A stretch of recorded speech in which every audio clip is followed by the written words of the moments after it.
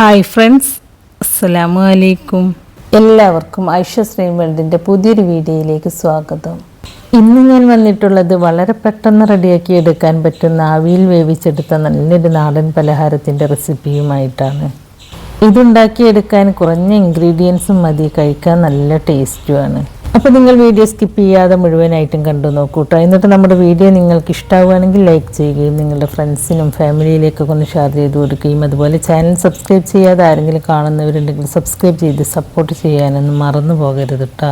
അപ്പോൾ നമുക്ക് നോക്കിയാലോ ഈ സ്നാക്സ് എങ്ങനെയാണ് തയ്യാറാക്കി എടുക്കുന്നതെന്ന്. ഈ സ്നാക്സ് റെഡിയാക്കി എടുക്കാനായിട്ട് ഞാനിവിടെ 250 ml കപ്പിൽ 1.5 കപ്പ് റവയാണ് എടുത്തിട്ടുള്ളത്. ഇനി ഇതിലേക്ക് മധുരത്തിന് ആവശ്യമായ പഞ്ചസാര ചേർത്ത് കൊടുക്കുക. ഞാനിവിടെ 3 ടേബിൾ സ്പൂൺ പഞ്ചസാരയാണ് കേട്ടോ ചേർത്ത് കൊടുത്തിട്ടുള്ളത്. ഇനി ഇതിലേക്ക് ഒരു 1/4 ടീസ്പൂൺ ഉപ്പ് ചേർത്ത് കൊടുക്കുക. ഇനി നമുക്കിതിലേക്ക് വേണ്ടത് പാലാണ്. നമ്മൾ എത്രയാണോ റവ എടുത്തിട്ടുള്ളത് ആ ഒരു അളവിലാണ് കേട്ടോ ഞാനിപ്പോൾ ഇതിലേക്ക് പാൽ ചേർത്ത് കൊടുക്കുന്നത്. റവ എടുത്ത അതേ അളവിൽ 1.5 കപ്പ് പാൽ ചേർത്ത് കൊടുക്കുക കേട്ടോ. ഇനി ഇതെല്ലാം കൂടി നല്ല പോലെ ഒന്ന് മിക്സ് ചെയ്തെടുക്കുക. റവ എടുക്കുമ്പോൾ വറുക്കാത്ത റവ നോക്കിയിട്ട് എടുക്കുകയാണ് കേട്ടോ നല്ലത്. ഇപ്പം ഞാനിത് നല്ലതുപോലെ ഒന്ന് മിക്സ് ചെയ്തെടുത്തിട്ടുണ്ട്. ഇനി നമുക്കിത് കുറച്ച് നേരം റെസ്റ്റ് ചെയ്യാനായിട്ട് വെക്കണം. കുറച്ച് നേരം റെസ്റ്റ് ചെയ്യാനായിട്ട് വെക്കുമ്പോൾ ഈ റവ നന്നായിട്ട് കുതിർന്ന് നല്ല സോഫ്റ്റായിട്ട് കിട്ടും. അപ്പോൾ ഞാനിതൊരു 10 മിനിറ്റ് നേരം ഇത് റെസ്റ്റ് ചെയ്യാനായിട്ട് ഇവിടെ അടച്ച് വെക്കുകയാണ്. റവ കുതിർന്ന് വരുമ്പോഴേക്കും നമുക്കിതിലേക്കൊരു ഫില്ലിങ് റെഡിയാക്കി എടുക്കാം. ഞാനിവിടെ ശർക്കരയിലാണ് കേട്ടോ ഈ ഫില്ലിങ് റെഡിയാക്കി എടുക്കുന്നത്. അതിനായിട്ട് ഞാനിവിടെ ഒരു 3 അച്ച് ശർക്കര ഒരു പാനിലേക്ക് ഇട്ട് കൊടുത്തിട്ടുണ്ട്. ശർക്കര പെട്ടെന്ന് മെൽറ്റായി കിട്ടാൻ വേണ്ടിയിട്ട് ഞാൻ ഇതുപോലെ ഒന്ന് പൊടിച്ചെടുത്തിട്ടുണ്ട് കേട്ടോ. ഇനി ഇതിലേക്ക് ഒരു 1/2 കപ്പ് വെള്ളം ഒഴിച്ച് കൊടുത്തിട്ട് ഈ ശർക്കര നല്ലതുപോലെ ഒന്ന് മെൽറ്റ് ചെയ്തെടുക്കുക. ഇപ്പോൾ ശർക്കര നല്ലതുപോലെ ഒന്ന് മെൽറ്റായി കിട്ടിയിട്ടുണ്ട്. അപ്പോൾ ഇത്രയും മതി. ഇനി നമുക്ക് ഫ്ലെയിം ഓഫാക്കി കൊടുക്കാം. ഫില്ലിങ് റെഡിയാക്കി എടുക്കാനായിട്ട് ഞാനൊരു പാൻ അടുപ്പത്ത് വെച്ചിട്ടുണ്ട്.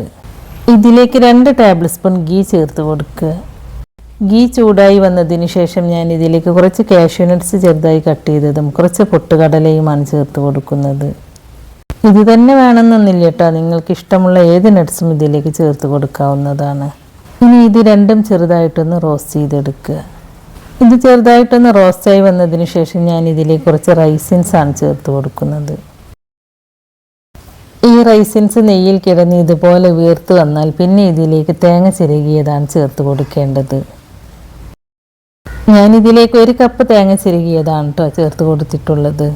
ഇനി ഈ തേങ്ങയിലെ വെള്ളത്തിൻ്റെ അംശം പോകുന്നത് വരെ ചെറുതായിട്ടൊന്ന് ഡ്രൈ ആക്കി എടുക്കുക. പിന്നെ ഇതിലേക്ക് 1/2 കപ്പ് ക്യാരറ്റ് ഇതുപോലെ ഗ്രേറ്റ് ചെയ്തതാണ് ചേർത്ത് കൊടുക്കുന്നത്. ഇതും ഈ നെയ്യിലിട്ടിട്ടൊന്ന് വേവിച്ചെടുക്കുക. ഇപ്പോൾ ഈ ക്യാരറ്റിലെ വെള്ളത്തിൻ്റെ അംശവും പോയിട്ട് ഇത് ചെറുതായിട്ടൊന്ന് വെന്ത് കിട്ടിയിട്ടുണ്ട്. ഇനി നമുക്കിതിലേക്ക് ശർക്കരപ്പാനി ചേർത്ത് കൊടുക്കാം. ശർക്കരയിൽ കല്ല് മണ്ണൊക്കെ ഉണ്ടാകും, അപ്പോൾ അത് പോയി കിട്ടാൻ വേണ്ടിയിട്ട് ഇതുപോലെ അരിച്ച് ചേർത്ത് കൊടുക്കണം കേട്ടോ. ശർക്കരപ്പാനി ചേർത്ത് കൊടുത്തതിന് ശേഷം ഇതിൽ വെള്ളമൊക്കെ ഒന്ന് വറ്റിച്ചെടുക്കുക. ഇനി നല്ലൊരു ഫ്ലേവറിന് വേണ്ടിയിട്ട് ഞാൻ ഇതിലേക്ക് കുറച്ച് ഏലക്കയും പഞ്ചസാരയും കൂടി കൂട്ടിപ്പൊടിച്ചതാണ് ചേർത്ത് കൊടുക്കുന്നത്. ഞാനൊരു ടേബിൾ സ്പൂൺ ചേർത്ത് കൊടുത്തിട്ടുണ്ട് കേട്ടോ. നിങ്ങൾ ഏലക്കപ്പൊടി മാത്രമാണ് ചേർത്ത് കൊടുക്കുന്നതെങ്കിൽ ഒരു 1/4 ടീസ്പൂണൊക്കെ ചേർത്ത് കൊടുത്താൽ മതി.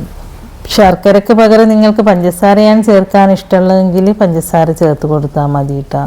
ശർക്കര ആകുമ്പോൾ ഒരു പ്രത്യേക ടേസ്റ്റ് ആയിരിക്കും എന്ന് മാത്രം. ഇപ്പോൾ ശർക്കരപ്പാനിയിലെ വെള്ളമൊക്കെ വറ്റിയിട്ട് ഇതുപോലെ തിക്കായി കിട്ടിയിട്ടുണ്ട്. അപ്പോൾ ഇത്രയും മതിയെ നമുക്ക് ഫ്ലെയിം ഓഫാക്കി കൊടുക്കാം.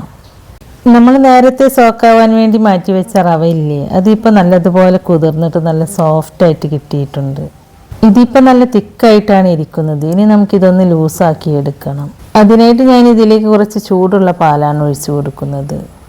പാലൊഴിച്ച് കൊടുക്കുമ്പോൾ കുറേശ്ശെ ഒഴിച്ചു കൊടുത്തിട്ട് ലൂസാക്കി എടുക്കുക കേട്ടോ.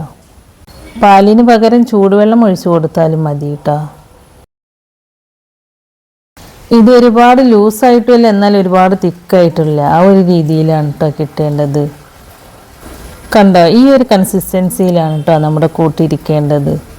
ഞാനിപ്പോൾ ഇതിലേക്ക് 1/2 കപ്പ് പാലും കൂടി ചേർത്ത് കൊടുത്തിട്ടുണ്ട് കേട്ടോ. ഇനി നമുക്കിതുകൊണ്ട് സ്നാക്സ് റെഡിയാക്കി എടുക്കാം. നിങ്ങൾക്കിതിലേക്ക് ബേക്കിംഗ് സോഡ ചേർത്ത് കൊടുക്കാൻ താല്പര്യമുണ്ടെങ്കിൽ ഈ സമയത്ത് ചേർത്ത് കൊടുക്കാം കേട്ടോ. എനിക്ക് താല്പര്യമില്ലാത്തതുകൊണ്ട് ഞാനത് ചേർത്ത് കൊടുക്കുന്നില്ല. ബേക്കിംഗ് സോഡ ചേർത്ത് കൊടുക്കുകയാണെങ്കിൽ ഒന്നും കൂടി സോഫ്റ്റായിട്ട് കിട്ടും അത്. ഞാനൊരു കേക്ക് ടിന്നിലാണ് കേട്ടോ ഈ സ്നാക്സ് റെഡിയാക്കി എടുക്കുന്നത്. നിങ്ങൾക്ക് വേണമെങ്കിൽ സ്റ്റീലിൻ്റെ പാത്രത്തിലോ അല്ലെങ്കിൽ ബൗളിലോ ഏതിൽ വേണമെങ്കിലും ഇത് സെറ്റ് ചെയ്തെടുക്കുക കേട്ടോ. നമ്മുടെ റവയുടെ കൂട്ട് ഒഴിച്ച് കൊടുക്കുന്നതിന് മുമ്പ് ഈ കേക്ക് ടിന്നിൽ കുറച്ച് നെയ്യ് സ്പ്രെഡ് ചെയ്ത് കൊടുക്കുക. നമ്മൾ ഈ സ്നാക്സ് സ്റ്റീം ചെയ്തെടുക്കുകയാണ് കേട്ടോ ചെയ്യുന്നത്. അതിനായിട്ട് ഞാൻ ഇഡ്ഡലി ചെമ്പിൽ കുറച്ച് വെള്ളം അടുപ്പത്ത് വെച്ച് തിളപ്പിച്ചെടുത്തിട്ടുണ്ട്. ഇനി ഈ ഇഡ്ഡലി ചെമ്പിൽ ഒരു തട്ട് വെച്ച് കൊടുത്തതിന് ശേഷം അതിൻ്റെ മുകളിൽ നമ്മുടെ കേക്ക് ടിന്ന് വെച്ച് കൊടുക്കുക. എന്നിട്ട് നമ്മുടെ റവയുടെ കൂട്ടില്ലേ അതിൽ നിന്ന് പകുതി ആദ്യം ഈ കേക്ക് ടിന്നിലേക്ക് ഒഴിച്ചു കൊടുക്കുക. അതിനുശേഷം നമ്മൾ നേരത്തെ റെഡിയാക്കിയെടുത്ത ഫില്ലിംഗ് ഇല്ലേ അത് വെച്ച് കൊടുക്കുക. നമ്മൾ റെഡിയാക്കിയെടുത്ത ഫില്ലിംഗ് ഞാൻ മുഴുവനായിട്ടും ഇതിലേക്ക് വെച്ച് കൊടുക്കുന്നുണ്ട് കേട്ടോ.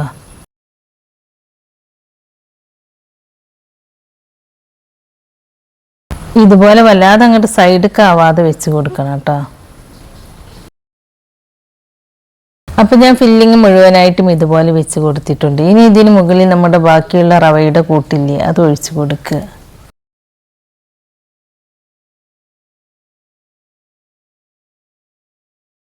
റവയുടെ കൂട്ട് മുഴുവനും ഒഴിച്ചു കൊടുത്തതിന് ശേഷം ഇതുപോലെ ഒന്ന് ലെവൽ ചെയ്തെടുക്കുക.